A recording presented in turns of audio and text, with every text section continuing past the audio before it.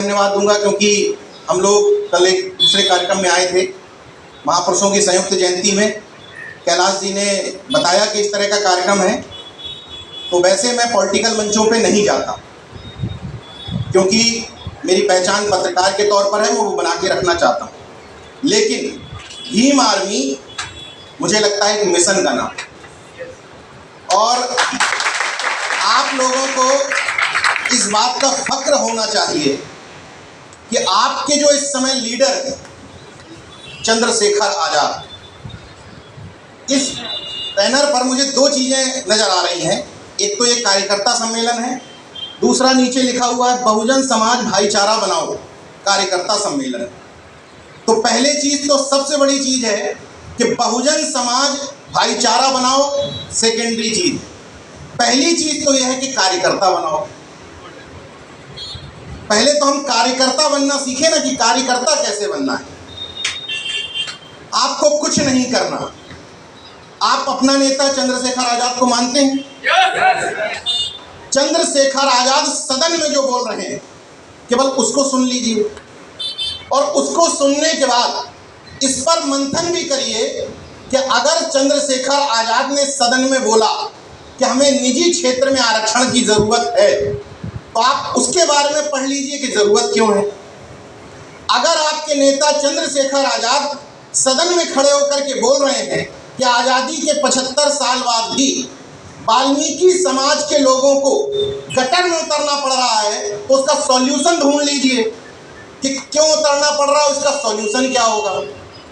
अभी मेरे एक साथी यहीं पर तमाम डिमांड्स रख रहे थे। मैं देखिए चूंकि पॉलिटिकल आदमी नहीं हूँ, इसलिए लफाजी की बात नहीं करूँगा कि ये हो जाएगा ये हो जाएगा। आप जो डिमांड्स कर रहे थे वो डिमांड एक सांसद पूरी नहीं कर सकता दूसरे क्षेत्र में, ये प्रैक्टिकल बात। उन डिमांड्स को पूरी करने के लिए आपको कार्यकर्ता बनाना पड़ेगा, बहुजन समाज बनाना पड़ेगा, यहाँ का सांसद यानी कि खासदार बनाना पड़ेगा। आप डिमांड अपनी खुद उससे पूरी करवा सकते। डिमांड ये होनी चाहिए थी कि वाल्मीकि समाज का कोई व्यक्ति, नेशनल लेवल की डिमांड आप रख सकते हैं सदन में किसी सांसद के माध्यम से, क्षेत्र विशेष की डिमांड वो नगीना की ही रख सकते हैं, ये प्रैक्टिकल बात। तो नेशनल डिमांड क्या हो सकती है कि इतने समय बाद भी अगर बजट में आप सरकार ये प्रावधान नहीं कर पा रही है कि गटर में उतरने वाले किसी सफाई कर्मी को अलग से मशीनें उपलब्ध कराई जाए, हर नगर निगम में अलग से बजट प्रोवाइड कराया जाए कि कोई व्यक्ति अगर गटर में उतरा तुम्हारे नगर निगम में तो मुकदमा दर्ज हो जाएगा नगर आयुक्त पर या उधर के आईएएस ऑफिसर। तो किसी भी समाज के व्यक्ति का गटर में उतरना बंद हो जाए। डिमांड ये होनी चाहिए। और ऐसा नहीं है कि उन्होंने जो डिमांड रखी, मुझे खुशी इस बात की है कि डिमांड सारी जेन्युइन है, मतलब सारी समाज के मुद्दे उन्होंने उठाए। फिलहाल उन मुद्दों को उठाने के लिए आपको ताकत बनानी पड़ेगी और यहाँ के जो आमदार और खासदार हैं उनका घेराव करना पड़ेगा। उन्हीं के माध्यम से ये डिमांड पूरी करवानी पड़ेगी। खैर, मैं फिर से उसी बात पे लौटता हूँ। अगर चंद्रशेखर आजाद जी सदन में कह रहे हैं कि NFS not found suitable, NFS किया जा रहा है ओबीसी और एससी वर्ग के छात्र छात्राओं को, तो ये आपकी जिम्मेदारी है कि आपको पढ़ना पड़ेगा कि एनएफएस क्या होता है। ये ढोल नगाड़े पे नाचने से समाज तैयार नहीं होगा। चूंकि पॉलिटिकल कार्यक्रम है इसलिए ठीक है, चलता है। चूंकि पॉलिटिकल कार्यक्रमों में जाता नहीं हूँ इसलिए आदत नहीं है मुझे एक्स्ट्रा सम्मान, थोड़ा आज ज़्यादा ही सम्मान हो गया मेरा। खैर, पॉलिटिकल कार्यक्रम था, चलता है। लेकिन मैं फिर यही कहूँगा कि जब तक हम इस हैसियत में नहीं आ जाते कि दूसरे लोग हमारे लिए ढोल नगाड़े बजाएं, तब तक ढोल नगाड़े का समय कम करके मूवमेंट को और विचारधारा को समय बढ़ा दी। मुझे माला पहनाने की कोशिश की गई, राजनीति में माला आला चलती है, फिर भी आपको ये गर्व होनी चाहिए कि आपका नेता माला नहीं पहनता। ये हम लोगों ने डिसाइड किया। मैं पत्रकार होकर के नहीं पहनता, वो सांसद होकर के भी नहीं पहनते। वजह पता क्या है? वजह ये है कि माला किसको पहनाई जाती, किसकी फोटो पे पहनाई जाती? मुर्दा आदमी, मुर्दा पे। हम लोग जिंदा लोग, वो सदन में दहाड़ रहे हैं, हम लोग इधर दहाड़ रहे हैं, तो जिंदा लोग क्या माला पहना? माला तो मुर्दा आदमी को पहनाइए भाई, जो सोया हुआ है। जिंदा लोगों को माला क्या पहनाते हो आप? तो युवा भाइयों से मेरा अनुरोध है, निश्चित तौर पर अगर कोई आलोचना करता है कि यहाँ सब युवा युवा दिखाई दे रहे हैं, यही युवा, आप लोग ये ध्यान रख लीजिए कि आप लोग बहुत बड़ी ताकत हैं, बशर्ते आपको पढ़ना पड़ेगा। आपको जय भीम जितनी तेजी से नारा लगाते हैं, उतनी तेजी से ये समझना पड़ेगा कि जय भीम एक मिशन का नारा है। जय भीम बोलना कोई हंसी मजाक का खेल नहीं है कि ऐसे ही जय फातिमा कह दिया, ऐसे ही जय सावित्री कह दिया, ऐसे ही जय भीम कह दिया, जय शिवाजी कह दिया, जय शिवराय कह दिया। इन सब नारों के पीछे की वजह को समझना पड़ेगा कि आखिर इनके नारे हम लगा क्यों रहे हैं। जब आप कार्यकर्ता बन जाओगे तब आप दूसरा कार्यकर्ता तैयार कर पाओगे। पहले यहां बैठे हुए हर शख्स की जिम्मेदारी है कि अगर एक बात आप क्लियर समझ लो, आप सब अगर वास्तव में जितने लोग यहां बैठे हैं, भीम आर्मी और आजाद समाज पार्टी के साथ अगर इतने लोग वास्तव में जुड़े हुए हैं, तो मैं ये मान के चलता हूं कि आपके अंदर कोई स्वार्थ नहीं, क्योंकि इस समय इस पार्टी से कुछ हासिल नहीं होना। इस समय कुछ नहीं होना है, केवल एक चीज हासिल होनी है, आपकी विचारधारा और आपका मिशन। आपको ये बताना पड़ेगा समाज के घर घर जाकर के कि हम औरों से अलग कैसे हैं। और इस दौर में आपके लिए और कठिन चुनौती है, क्योंकि पहले तो आप जय भीम का नारा लगा के अपने आप को अलग साबित कर लेते थे, आप संविधान दिखा करके अपने आप को अलग साबित कर लेते थे। अब तो सत्ता पक्ष से लेके विपक्ष के सब संविधान लेके टहल रहे हैं। तो आपको इस दौर में बताना पड़ेगा ये अंतर कि वो नकली कैसे और हम असली कैसे। और ये बता कैसे पाओगे आप? कैसे बता पाओगे भाई? नारे से तो बता नहीं पाओगे। नारा आप लगा रहे हो, वो भी लगा रहे हैं, आप भी संविधान की बात कर रहे हो, वो भी संविधान बचाने की बात कर रहे हैं। एक अंतर रखना पड़ेगा। मैं अपने विभिन्न मंचों से एक बात कहता हूं कि मेरे या कैलाश जी के या हमारी ताई के, हम में से किसी का भी भाषण सुनने में तुरंत में तो अच्छा लग सकता है कि नहीं आप ठीक बोल रहे थे, लेकिन आप उसको फॉलो करना तब शुरू करेंगे जब हमारा भाषण हमारे आचरण में भी दिखाई देगा। यानी कि जो कार्यकर्ता तैयार हो जाएगा, वो जो बात किसी पड़ोसी के घर पे जाके कहेगा, जब उसके घर पे वो दिखाई देने लगेगा तो वो पड़ोसी उसकी बात को फॉलो करने लगेगा। और इसलिए हमें जो बोलना है, ये जरूरी नहीं हर बात बोलनी है, उतना ही बोलना है जितना हम अपने जीवन में कर सकते हैं। एक एक स्टेप वाइज आगे बढ़ना है, और पड़ोसी सेकेंडरी चीज है। पहले हम जो बात समझ करके आए हैं उसको खुद समझना है, अपने घर में समझाना है, अपनी माँ को जिनकी शादी हो गई, उनकी पत्नी को, बच्चों को, क्योंकि मिशन एक व्यक्ति से नहीं चलता। आप यहाँ से जय भीम के नारे लगा के जाओगे और आपके घर में पत्नी बच्चे को बता रही होगी कि गोबर नहीं गड़े से पूज लो। इसलिए मूवमेंट, ये पार्टी, मैंने क्यों आना स्वीकार किया यहाँ पर, क्योंकि इस समय ये पार्टी मूवमेंट है, विचारधारा है। ये कोई राजनीतिक दल नहीं है इस समय कि कुछ भी लफाजी में बोल दिया। ये बात क्यों कह रहा हूँ? आप किसी को फॉलो मत करिए, अपने नेता को ही सदन में सुनते रहिए, आपको समझ में आ जाएगा कि हमारे मुद्दे क्या हैं और हमें बात किस पे करनी है। हर वो मुद्दा जो हम चाहते हैं कि हमारा बहुजन समाज का लीडर उठाए, वो सदन से उठाए जा रहे हैं। आपकी जिम्मेदारी क्या है? आपकी क्या जिम्मेदारी है?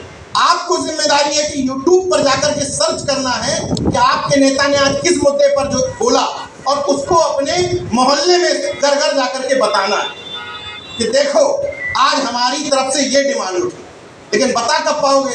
अभी तमाम युवा लोग हैं, हमारे नए नए युवा हैं, आप तब बता पाओगे जब उस मुद्दे को सुनोगे और सुनने के बाद समझोगे कि ये है क्या।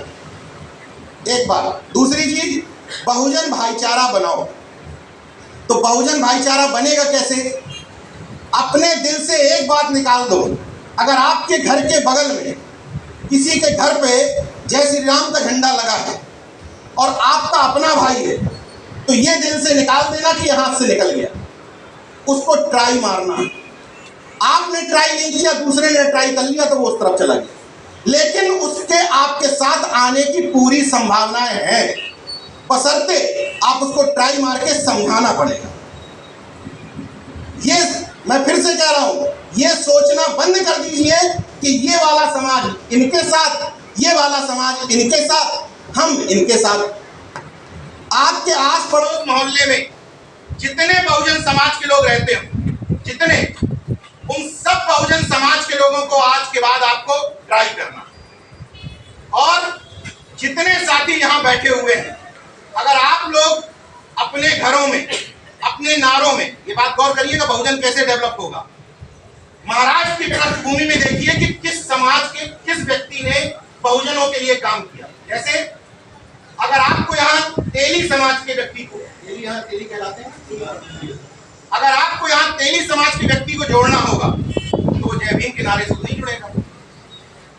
भाई आप मंचों पर इतना हर समाज में जागरूकता आ गई है कि हर समाज का व्यक्ति टॉर्च लेकर के अपना प्रतिनिधित्व ढूंढता है कि हमारा प्रतिनिधित्व नजर आ रहा है कि नहीं आ रहा है। प्रतिनिधित्व धीरे धीरे आएगा। एक बात बिल्कुल सही है कि जब कोई पार्टी या संगठन नया होता है तो उसमें व्यक्ति एहसान जताने के लिए आता है कि हम तुम्हारे ऊपर एहसान कर रहे हैं यार, पार्टी शुरू करते। और जब वहां भीड़ इकट्ठी हो जाती है तो फिर तेल लगाते हैं, भैया प्रवेश करवाते हैं। यहाँ पर नए संगठनों की एक खासियत भी होती है कि यहाँ पहले आओ पहले पाओ का मौका भी होता है। आप आ करके अपने आप को प्रूफ अगर कर देते हैं तो आपका वहां कद भी बढ़ता है, इज्जत भी बढ़ती है और आप में नेतृत्व भी तैयार है। इसलिए इस काम को इस तौर पे मत करिएगा कि हमें 1 साल में क्या हासिल हो जाएगा, 2 साल में क्या हासिल हो जाएगा, 3 साल में क्या हासिल हो जाएगा। मैंने चंद्रशेखर भाई से कहा था अपने घर पे, मैंने कहा आप 20 साल भी सांसद ना बनो, 20 साल भी विधायक ना बनो, लेकिन बहुजन समाज को लेकर के जो आपकी सोच है, अगर ये ऐसे ही बनी रहेगी तो आपका साथ देता रहो। क्योंकि हम लोग अगर सिर्फ इस बात की लड़ाई लड़ रहे हैं कि हमारे आमदार की संख्या कितनी हो गई, हमारे खासदार की कितनी संख्या हो गई, तो एक बात याद कर लीजिए, 141 सांसद यानी कि खासदार एससी और एसटी के मिला करके कोई कुछ भी ना करे तब भी सदन में पहुंचते रहेंगे आरक्षण के लिए। लेकिन उन 141 के रहते हुए ईडब्ल्यूएस आरक्षण लागू हो जाता है। एक का भी हाथ उठा क्या? उनके रहते हुए एससी एसटी का सुप्रीम कोर्ट से फैसला आ जाता है। आप याद करिए कि वो लड़ाई सड़कों पर किसी पार्टी विशेष के लोगों ने लड़ी या समाज ने लड़ी? समाज के लोगों ने लड़ी ना, तब झक मार करके और लोग पीछे आए। इसका मतलब मुर्दों की संख्या बढ़ाने से कुछ हासिल नहीं होता। आपने भूल जाइए चंद्रशेखर जी को, याद करिए इस क्षेत्र को जहां पर के रहने वाले हो आप, किसी की भी तरफ मैं आके लखनऊ से भाषण ठोक रहा हूं, क्या कर लूंगा आपके लिए? केवल अच्छा भाषण देके चला जाऊंगा। आपको अपने बीच में से, किसी बीच में से चंद्रशेखर आजाद जैसे कोई व्यक्ति तैयार करता, और कोई दूसरे की कॉपी तो नहीं हो सकता। वो एक बिरला व्यक्ति है जो इतने सालों से राजनीति में आपको मिला है, आपके लिए अच्छी बात है। हम पूरे बहुजन समाज के लिए गर्व की बात है कि एक शख्स मिला है जो अपनी सारी चीजों को सेकेंडरी रख करके समाज को आगे रखता है। और मैं पिछड़े वर्ग का होने के नाते गर्व के साथ कह सकता हूं कि उस व्यक्ति के अंदर जितनी फीलिंग एससी वर्ग के लिए है, उतनी ही फीलिंग पिछड़ों के लिए है, उतनी ही फीलिंग माइनॉरिटी के लिए है। बहुजन समाज पर घंटों बात होती, इस आधार पर मैं कह रहा हूं। तो यहाँ कैसे तैयार होगा? यहाँ तैयार करने के लिए एक काम करना पड़ेगा आप सब भाइयों को, नाक छोटी करना पड़ेगा, दिल बड़ा करना पड़ेगा। अब ये कैसे होगा? हर इंसान, मैं ये कहने के काबिल हुआ तो ऐसा थोड़ी था, शुरू से मैं ऐसा ही था। आप लोगों से, समाज से सीख करके थोड़े थोड़े अपने ईगो छोटे रख के, छोटे कर करके इस लेवल तक पहुंच गया कि अगर, गौर से सुनिएगा छोटे भाइयों और सब बड़े भाइयों मेरी बात को, अगर किसी पड़ोसी से आपका नाली खड़ंजा का झगड़ा चल रहा है, उसके यहाँ से पानी रिश्ता है, आपके बगल में आ जाता है, ठीक है, छत से छत लगी हुई है, उसके कपड़े आपके यहाँ उड़ के आके आ जाते हैं, तमाम चीजें चलती रहती हैं। मुझे नहीं लगता देश में कोई सॉल्यूशन बना हुआ है कि इन झगड़ों को सुलझा सके।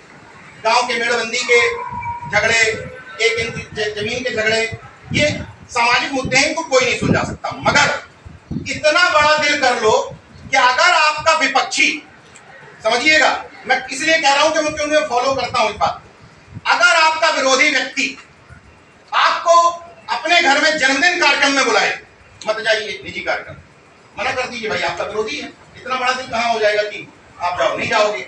लेकिन वही पड़ोसी अगर SC ST के प्रमोशन में रिजर्वेशन के लिए मीटिंग लगाए तो चुपचाप जाके पीछे बैठ जाए, क्योंकि उसके घर का मुद्दा नहीं है, ये हमारे आपके अस्मिता से जुड़ा हुआ है। अंतर को जिस दिन आप समझ गए, इस अंतर को कि हमारी व्यक्तिगत लड़ाई और हमारी सामाजिक लड़ाई दोनों को अलग अलग करके चलिए। व्यक्तिगत झगड़े गांव, गली, पड़ोस, मोहल्ले में किसी से भी आपके हो सकते हैं, लेकिन सामाजिक मुद्दे पर जिनके खिलाफ हमारी लड़ाई है सदियों से, ऐसा नहीं कि उन समाजों के बीच में आपस में डिस्प्यूट नहीं होते हैं, उनके बीच में भी हजारों संगठन है, हजारों डिस्प्यूट है, लेकिन जब आपके आरक्षण को नुकसान पहुंचाना होता है, जब आपके अस्मिता के साथ खिलवाड़ करना होता है, जब आपको छोटा बड़ा बताना होता है, जब आपको धार्मिक आधार पर नुकसान पहुंचाना होता है, तब सारे एक हो जाते हैं। वैसे अलग अलग सबके झंडे बैनर लगेंगे, लेकिन जब नुकसान पहुंचाना होगा सदन में, तो हर पार्टी के एंटीना ब्रिगेड, एंटीना समझ रहे हैं, एंटीना खड़ा हो जाता है, कनेक्ट हो जाता है, तो हर पार्टी का एंटीना ब्रिगेड एक हो जाता है जब आपके नुकसान की बात आती है। वैसे ही अलग अलग रहिए, कोई दिक्कत नहीं है, लेकिन जब ये बात आ जाए कि यहां विचारधारा दिखाई दे रही है, तो फिर उस विचारधारा का साथ तन, मन और धन तीनों से दीजिए। धन कम है समाज के पास, तो तन और मन लगाइए। मेरा दावा है कि अगर आपका दान पात्र, समझ रहे हैं ना, दान पात्र जहां दान डाला जाता है, अगर दान पात्र पवित्र है, मिशन और विचारधारा ईमानदार है, तो धन छोड़ दीजिए, जान देने वालों की भी कमी नहीं है आप समाज। बस आपकी नियत और आपका दान पात्र पवित्र होना चाहिए, यकीन मानिए। अब दूसरा सॉल्यूशन, छोटे छोटे सॉल्यूशन है कम खर्चे वाले। एक तो अपने मोहल्ले में बहुजन यूनिटी बनाइए, दूसरा तमंचे को तोप बनाइए। तमंचा समझते हैं ना, यहाँ जो लोग पिस्तौल बोलते होंगे, रिवाल्वर बोलते होंगे, घोड़ा बोलते हैं, तो घोड़े को तोप बनाना। बनेगा कैसे? आप भी जो युवा लोग हैं हमारे, इन्हीं में से निश्चित तौर पर कोई ना कोई एक ऐसा युवा होगा जिसके अंदर नेतृत्व क्वालिटी होगी। उसकी टांग खींचने की बजाय, उसकी आलोचना करने की बजाय ये तो फालतू घूमता है, जो फालतू घूमता है वो मिशन के लिए फुल टाइमर होता है, उसको डाइवर्ट करना है। अच्छा ये बताओ, जो व्यक्ति IAS की तैयारी कर रहा है वो मिशन के क्या काम आएगा? बताइए। जो IIT कर रहा है वो मिशन के क्या काम आएगा? बाद में अगर सोच अच्छी हुई तो कभी कभार किसी को चंदा दे दिया तो दे दिया, नहीं तो जब जो मेरिटोरियस छात्र है, इसका भी एक अंतर समझ लीजिए, जो मेरिटोरियस छात्र यानी कि टॉप करता है स्कूल में, जिस समय वो पढ़ रहा होगा उस समय समाज से नहीं मिलेगा, कहेंगे पढ़ रहा है, आप बाहर बैठ के चले आओ, बच्चा अंदर पढ़ रहा है। जब वो हाई स्कूल और 12th पास कर लेगा तो IIT की तैयारी करने जाएगा, MBBS की तैयारी करने जाएगा, कहेंगे बच्चा बाहर पढ़ रहा है, तब समाज से नहीं मिलेगा। जब उसका सिलेक्शन हो जाएगा तो कहेंगे बच्चे के पास समय नहीं है, बोर्ड की तैयारी कर रहा है। तो वो समाज के काम कब आया? तो समाज के काम कौन आता है? जो कम पढ़ाई लिखाई में अच्छा होता है। ये प्रैक्टिकल बात होता है। इसलिए हर व्यक्ति की अपनी अहमियत है समाज में, हर व्यक्ति की। अगर सचिन तेंदुलकर से जाकर के, धोनी से जाकर के उनकी शिक्षा पूछो, ये नहीं कि ये कहने नहीं आया आपसे कि शिक्षा छोड़ दो, ये कहने आया हूं कि अगर आप क्लास में 2nd 3rd डिवीजन से पास हो रहे हैं तो इसका मतलब ये नहीं कि अपने आप अंदर ये कॉम्प्लेक्स पाल लो कि हम किसी काम के नहीं। अगर तुम समाज से मिलते जुलते हो तो तुम समाज के लिए फुल टाइमर हो सकते हो, बशर्ते उन्होंने नौकरी के लिए किताबें पढ़ी तो तुम महापुरुषों की तो किताबें पढ़ लो। ये संभव नहीं है कि ढोल नगाड़े पे नाच करके समाज में बदलाव कर, ये संभव नहीं। पढ़ना तो पड़ेगा, वो वाली किताबें नहीं पढ़ी तो तुम्हें पढ़ना पड़ेगा कांशीराम साहब के भाषण, पढ़ना पड़ेगा कि ज्योतिबा फूले, सावित्रीबाई फूले इतने चर्चित कैसे हो गए, इन्होंने देश के लिए कहां कहां विद्यालय खोले, ये पढ़ना पड़ेगा मैंने तेली समाज की बात की। आपको घूम घूम करके नारे लगाने पड़ेंगे कि हम संत जगनाडे को मानते हैं। संत जगनाडे इसी महाराज के थे, तेली समाज के थे और बहुजन कॉन्सेप्ट के थे। आपको हर समाज का कोई ना कोई व्यक्ति आगे रखना पड़ेगा, तब बहुजन यूनिटी डेवलप होगी। ये मजबूरी है, इसको मजबूरी मानिए या अपना काम मानिए, आपको ये करना पड़ेगा। आप ये जिम्मेदारी दूसरे पर नहीं थोप सकते कि फलाना समाज तो हमारे महापुरुषों की नहीं मनाता जयंती, मत मनाने दीजिए। आप अम्बेडकरवादी हो, वो थोड़ी है। आप पहले अम्बेडकरवाद के सामने है ना, आप पहले समझ पाए ना कि अम्बेडकरवाद क्या है। तो आपको उन मूर्खों को जगाना पड़ेगा कि हम नाई समाज के व्यक्ति के लिए कर्पूरी ठाकुर की जयंती मनाएंगे। ये करना पड़ेगा आपको अब्दुल कलाम साहब की जयंती मनानी पड़ेगी, आपको संत रामविजय प्रजापति की जयंती मनानी पड़ेगी। और ये छोड़ दीजिए कि शिवाजी महाराज मराठों के हैं, ठेका नहीं है क्या मराठे शिवाजी महाराज। जब बाबा साहब के गुरु, बाबा साहब ज्योतिबा फूले को अपना गुरु कहते थे, पता है नहीं बात आप लोग, पता है ना, तो ये समाज को भी बताना है कि बाबा साहब जिस ज्योतिबा फूले को अपना गुरु मानते थे, उस ज्योतिबा फूले ने अगर शिवाजी महाराज का समाधि यानी कि पगोड़ा खोजा था तो कुछ वजह होगी ना। आपके शिवाजी महाराज जो बहुजन प्रतिपालक थे, आपने उन पर काम नहीं किया तो उसको संघी और आरसीएस ने छीन करके हिंदू हृदय सम्राट बना दिया। जबकि अगर शिवाजी महाराज का चरित्र आप देखेंगे तो आपको गर्व महसूस होगा, वहां महारों से लेकर के मुस्लिम से लेकर के समाज के हर वर्ग का प्रतिनिधित्व था। शिवाजी पहले राजा थे जिनकी सेना में शामिल होने वाले व्यक्ति को मावला कहा जाता था, बाद में वो मराठे के रूप में अपभ्रंश हो गया उसका। उनकी मां जीजाबाई ने कॉन्सेप्ट बनाया था कि महार चूंकि शरीर से सक्षम होते हैं, ताकतवर होते हैं, जानवर को खींच के ले जाते हैं, इसलिए महारों के लिए सबसे पहले उन्होंने एक सेना का टुकड़ी का गठन किया और बाद में महार रेजिमेंट सेना में भी बनी। तो ये बात आएगी कब, आप समाज को कनेक्ट कब कर पाएंगे, जब आपको पता होगा। सुनाई दे रही होगी वैसे। तो ये बात आप तब समाज को बता पाएंगे जब आप हर महापुरुष के बारे में पढ़ेंगे। जैसे आपको ये सोचना पड़ेगा कि आपके नेता चंद्रशेखर आजाद ने गुर्जर रेजिमेंट की मांग क्यों की, ये सोचना पड़ेगा इस बात पर क्यों की होगी। यही तो बहुजन डेवलप हो रहा है, इसी बहुजन यूनिटी को बनाने के लिए। अगर वो ये सोच लेते नगीना लोकसभा में कि हमें तो सिर्फ मुस्लिम का वोट मिलना है, हमें तो सिर्फ दलितों का वोट मिलना है, तो जाट और गुर्जर ने जो बड़ी संख्या में वोट किया है क्या करता। लेकिन उन्होंने जाट और गुर्जर को दमदारी से ट्राई किया और उनको इसका लाभ भी मिला। उन समाजों ने समझा कि नहीं ये व्यक्ति हमारी लड़ाई लड़ता है। आपका नेता 11 साल सड़कों पर लड़ने के बाद खासदार बन पाया, 11 साल सड़कों पर लड़ने के बाद, और आप सोचते हो कि 1 साल में आप हासिल हो जाएगा। तो हम तो किसी की तरफ नहीं कहते, जिसको नेता मानते हो उसी की तरफ देख लो कि कितना संघर्ष कर करके यहाँ पर पहुंचा। और उसमें भी सबसे बड़ी बात देखो, गोली खा करके पहुंचा है, गोली भी लग गई, 4-4 गोलियां, इसके बावजूद कोई शिकन नहीं आई। सामंतवाद और मनुवाद के खिलाफ पहले सड़कों पे लड़ते थे और आज सदन में लड़ रहे हैं। तो अब आपको क्या काम करने हैं, पहली चीज तो मोहल्ले में घर चिन्हित करिए, उन पर ट्राई मारना शुरू करिए, उनसे कहिए चलिए कार्यक्रम है, नहीं आएंगे, फिर कहिए कार्यक्रम है, नहीं आएंगे, गाड़ी का गेट खोल दीजिए, बैठा लीजिए, फ्री में आ जाएंगे। ऐसा नहीं लगेगा तो आ ही जाएंगे। बचपन में सबने कहानी सुनी होगी, रस्सी आवाज जाते सिर पर परत निशान, सबने सुनी है। 1 बार आएंगे, 2 बार आएंगे, 3 बार आएंगे, 5 में से 3 के निशान पड़ जाए।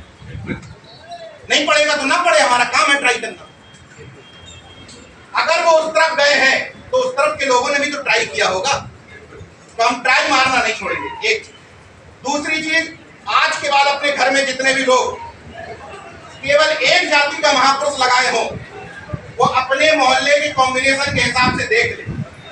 आपके मोहल्ले समाजों में जो समाज रहते हो, बहुजन समाज के लोग, उनके महापुरुषों की तस्वीरें लाइए और अपने घर में सबसे पहले ठोक, ताकि आपका पड़ोसी जब आपके घर में आए उसको गर्व महसूस हो, यार हमारे समाज के महापुरुष को मानता है। यार मानने में करना क्या है, 100 रुपए का खर्च,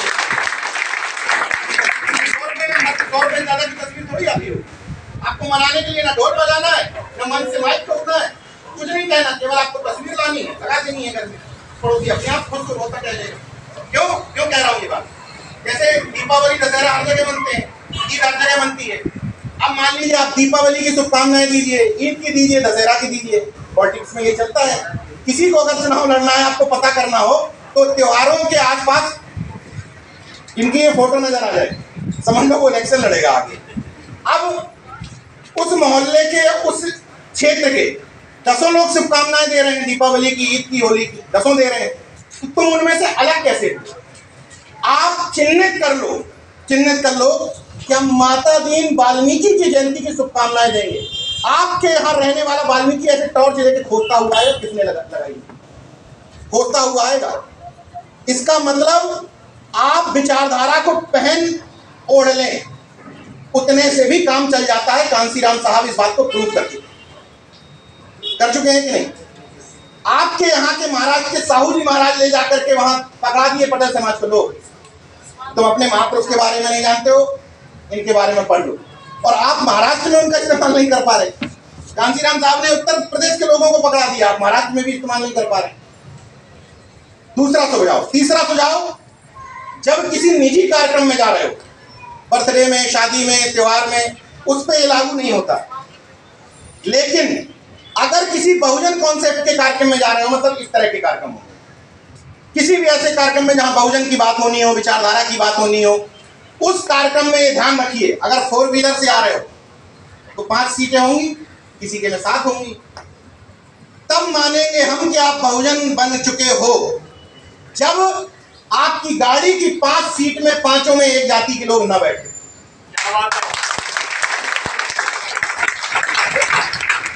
भले ही बाई डिफॉल्ट धोखे से बैठ जाए, फिर भी उतार दो के तो भैया तुम दूसरे से आ जाओ, हम प्रजापति जी को बैठा लेंगे, या हमें किसी खटीक समाज के व्यक्ति को बैठा लेने दो, तब तो जुड़ेगा ना आपके साथ। और अगर बाइक से आ रहे हो तो वो पड़ोसी जो कार्यक्रमों में नहीं जाता, उससे कह दो भैया बैठ लो, ये मिशनरी आदमी है तो किसी से भी चले जाएंगे, इनमें कोई खर्चा तो नहीं लगना ना भाई, गाड़ी तो लेके आ रहे हो, केवल आपको दूसरे व्यक्ति को ले करके आना, इतना करना है। और महिलाओं की संख्या, सबसे इंपॉर्टेंट बात, महिलाओं की संख्या बढ़ानी है। और बढ़ानी कैसे है? जब आप कार्यक्रम में जाओ तो अपने घर से जो भी महिला हो, पत्नी है आपकी तो पत्नी को ले आओ, बेटी है तो बेटी को ले आओ, बच्ची है तो बच्ची को ले आओ। तय मान लीजिए कि महिलाओं को कार्यक्रम में जोड़े बिना हो सकता है कि क्षणिक तौर पर राजनीतिक परिवर्तन हो जाए, कहीं एक आध सीटें निकल जाए, लेकिन सामाजिक परिवर्तन नहीं हो। और जिन कांसीराम साहब के नाम पर पार्टी में आपके कोष्टक में है, आजाद समाज पार्टी कोष्टक में लिखा है कांसीराम, यानी कि उनके नाम पर पार्टी है, वही मान्यवर कांसीराम साहब कहा करते थे कि राजनीति हर ताले की कुंजी तो है, लेकिन बिना सामाजिक परिवर्तन के अगर राजनीतिक परिवर्तन होगा तो बहुजनों के किसी काम का नहीं रहेगा। इसका मतलब आपको राजनीतिक परिवर्तन के साथ साथ सामाजिक परिवर्तन की भी लड़ाई लड़नी है। कुछ बातें क्लियर हो गई। और जितना आप आज समझे होंगे, हमारे जो तमाम हम ज्ञान दे रहे हैं, इनमें से एक आध बात भी अगर सही लगी हो और अपने जीवन में अमल कर लो और अपने घर में किसी को समझा दो, समझ लो हमारा काम हो गया। क्योंकि ऐसे ही धीरे धीरे करके समाज बदलता। एक काम जरूर करना है, चंद्रशेखर आजाद जी के जितने भी सदन में दिए हुए भाषण हैं, नहीं सुने हो तो जाकर के यूट्यूब में सर्च करना है, और जिस मुद्दे पर उन्होंने चर्चा करी हो उस मुद्दे को जाकर के समझना है कि इस समय, इस दौर में, जिस समय SC ST को लेकर के सुप्रीम कोर्ट इस तरह के डिसीजन दे रहा है, उस समय में ये तमाम मुद्दे जरूरी थे। ठीक है, बहुत समय ले लिया आप लोगों का, फिर कभी मुलाकात होगी। इतनी चीजों को ही अगर अमल कर लेंगे तो आप कार्यकर्ता भी बन जाएंगे, और जब कार्यकर्ता बन जाएंगे तो बहुजन समाज भी बना लेंगे। और अंतिम, कल रात में एक सीख मिली, उस सीख को आप लोगों को, मुझे कोई नॉलेज नहीं, बस समाज से जो सीखता हूँ वो डिलीवर कर देता हूँ। जैसे कल मैंने सीखा समाज से, एक नत्था राम जी हैं, उनके बेटे, गर्व की बात है कि अपने समाज के हैं, और देश के टॉप 5 बहुजन समाज के जो उद्योगपति हैं, देश के 5 बड़े उद्योगपति जो बहुजन समाज के आते हैं, उनमें से एक हैं राजेश सरैया। उनके घर पे गया था मैं रात में, मुझे ले गए थे खाने पर उनके पिताजी। उनके यहाँ मैंने क्या सीखा, उनके यहाँ मैंने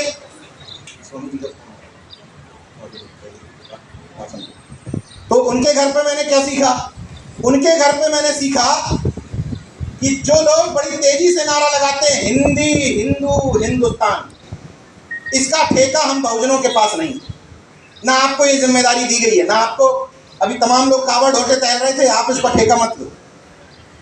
जिनको धर्म बचाना है, जिनको धर्म से कमाना है, वो अपना ठेका लिए, ठीक है ना। आपकी जिम्मेदारी हिंदी हिंदू हिंदुस्तान की नहीं है। क्यों नहीं है? राजेश सरैया आज कम से कम 2000 करोड़ रुपए की कंपनी है, 2000 करोड़। सफल कैसे हुए? वो हिंदी हिंदू हिंदुस्तान के चक्कर में नहीं फंसे। वो इसलिए काबिल बिजनेसमैन बन पाए, उनको इंग्लिश बहुत अच्छी आती। उन्होंने रसियन भाषा सीखी बहुत छोटे में।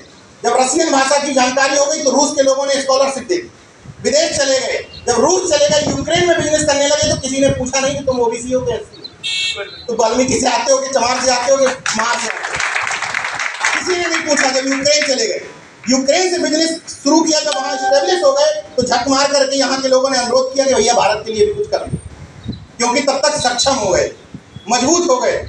और मजबूत व्यक्ति के हर कोई पैर छूता है, बहन जी के लिए आप देख ही चुके हो। जब मजबूत हो गए तो सबने पैर छुए, बड़े से बड़े मनुवादी।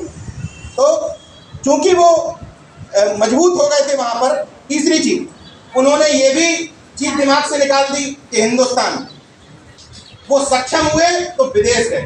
वैसे ही जो लोग सक्षम हो जाए बहुजन समाज में, अपने बच्चों को विदेश जरूर भेजें। बाबा साहब काबिल इसलिए बन पाए क्योंकि कोलंबिया विश्वविद्यालय पढ़ाई।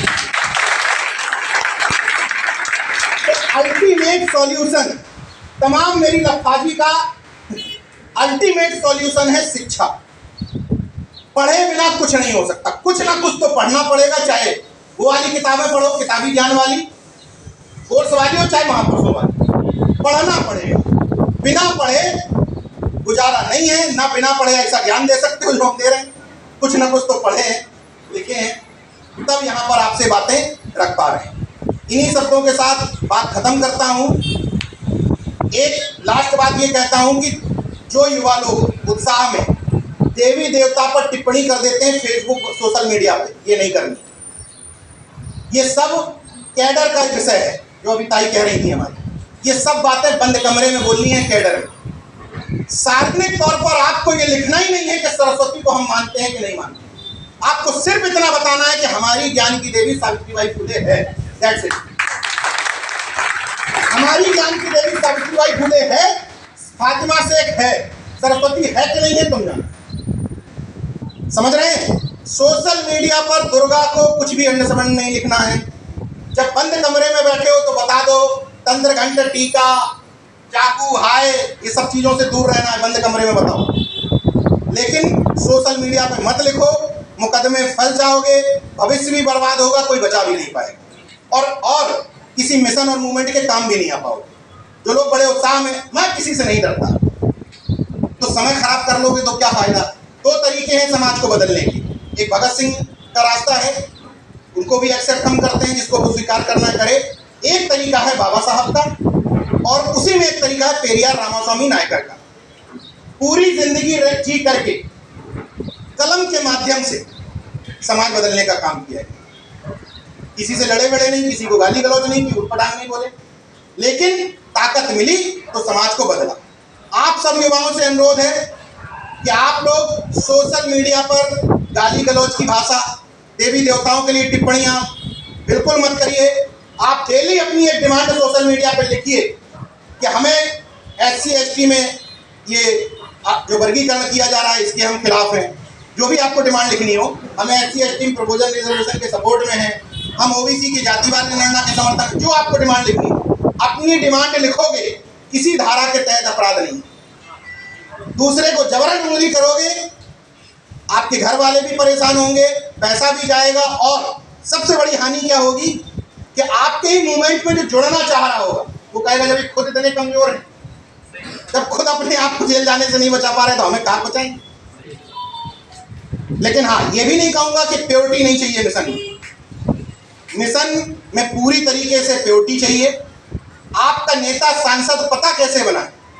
मुझे गर्व है ये बात कहने में, चूंकि मैंने नगीना में बहुत समय दिया, इसलिए मैं थोड़ी चंद्रशेखर भाई की तारीफ कर लेता हूं, क्योंकि अभी तमाम बहुजन नेताओं में उनमें प्योरिटी बची है। बिना किसी पाखंडी जगह पर सर झुकाए भी वो सांसद बन गए, बिना रामलीला का फीता काटे भी सांसद बन गए, केवल एक कॉन्सेप्ट से, बहुजनों की ताकत के दम। और ये बात मैं पूरी शिद्दत के साथ कहूंगा कि निश्चित तौर पर वहां जो हमारे मुस्लिम समाज के भाई थे, उन्होंने बड़े बड़े नेताओं के कुर्तों पे खूंटी पे टांग दिया, लेकिन जो कमजोर मुस्लिम था, रेहड़ी चलाने वाला, ट्रक चलाने वाला, रिक्शे चलाने वाला, उस सारे ने समझा कि ये भाई है हमारा और इस भाई को जिता करके संसद में पहुंचाना। और आज वो उस तरह की डिमांड्स भी रख रहे हैं, तो उनको लग भी रहा होगा शायद कि हमने ठीक व्यक्ति को भेजा है। तो अपने बीच में से आपको तमंचे में से तोप बताना है, 10 लोग में से एक व्यक्ति जो आगे बढ़ रहा हो उसकी टांग खींचने की बजाय उसकी तारीफ करनी है। जैसे जो लोग मुझे पहले से जानते थे, उनको तो पता था कि ठीक ठाक बोल लेता है, लेकिन बाकी लोग इतने बढ़िया से क्यों सुन रहे हैं? क्यों? क्योंकि मुझ जैसे तमंचे को तोप बना के प्रेजेंट किया गया। बड़े भारी भरकम आए हैं नीरज भाई पटेल लखनऊ से, ध्यान दें, किया गया ना भाई। जो लोग नहीं जानते वो कैसे पता चलेगा कि तोप है? आपके इसी प्रेजेंटेशन से। वैसे ही अपने भाइयों को एक दूसरे में टांग मत खींचो, इतना बढ़ा चढ़ा करके बताओ, अरे साहब बड़ा ताकतवर आदमी है, इसके पास तो 5 मोहल्लों का वोट है, इसके पास 3 विधानसभाओं का वोट इसकी जेब में डला हुआ है। जब भी किसी व्यक्ति के सामने तारीफ करो तो ऐसे ही तारीफ करो, तभी आप तमंचे को तोप बना पाएंगे और अपने परिवारों से, अपने भीतर से, अपने गली मोहल्लों से इस तरह के तमाम क्रांतिकारी लोग भी तैयार कर पाएंगे। नमो बुद्धाय, जय भीम, जय अर्जक, इनकलाब जिंदाबाद, गुलगुलान जिंदाबाद।